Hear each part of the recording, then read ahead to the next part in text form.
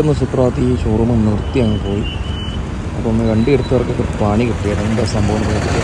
ഞാൻ ആക്സിസ് ബൈക്കാണ് ഉപയോഗിക്കുന്നത്. ഇവിടെ കായംകുളത്ത് ഒരു ഷോറൂം ഇല്ലാത്തതിൻ്റെ ബുദ്ധിമുട്ട് വളരെ ഇതായിട്ട് അനുഭവിച്ചുകൊണ്ടിരിക്കുകയാണ്. ഇപ്പോൾ ഒരു ഷോറൂം വന്നത് വളരെ സന്തോഷമുണ്ട്.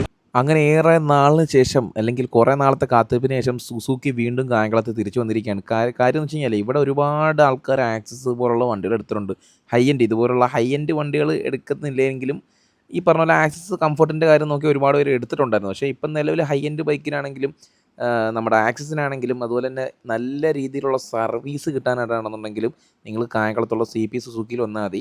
എല്ലാ മോഡേൺ ടെക്നോളജി വരുന്ന കമ്പനി ഫാക്ടറി പ്രൊവൈഡ് ചെയ്യുന്ന എന്ത് സർവീസിനാണെങ്കിലും സ്പെയറിനാണെങ്കിലും അതുപോലെ ടെക്നീഷ്യൻ്റെ കാര്യമാണെന്നുണ്ടെങ്കിലും എടുത്തു പറയേണ്ട ഒരു കാര്യമാണ്. അത്യാവശ്യം നല്ല രീതിയിൽ ട്രെയിൻഡ് ആയിട്ടുള്ള ടെക്നീഷ്യൻസാണ് ഇവിടെ അവൈലബിൾ ആയിട്ടുള്ളത്. അതുകൊണ്ട് തന്നെ നിങ്ങൾക്കൊരു മോശപ്പെട്ടൊരു അഭിപ്രായം നിങ്ങൾക്ക് ഇവിടുന്ന് കിട്ടാൻ ചാൻസസും കാര്യങ്ങളൊക്കെ വളരെ കുറവാണ്. സുസുക്കിയുടെ സർവീസിൻ്റെ ക്വാളിഫിക്കേഷൻ്റെ എക്സാമാണ്, അതായത് പാസ്സായിട്ട് ബ്രോൺസ് എന്ന് പറയുന്ന സ്റ്റേജാണ്. ഇനിയിപ്പോൾ ധൈര്യമായിട്ട് സുസുക്കിയുടെ വണ്ടികൾ നമുക്ക് കായംകുളത്തുള്ള CP സുസുക്കിയിൽ നിന്ന് സ്വന്തമാക്കാൻ സാധിക്കും.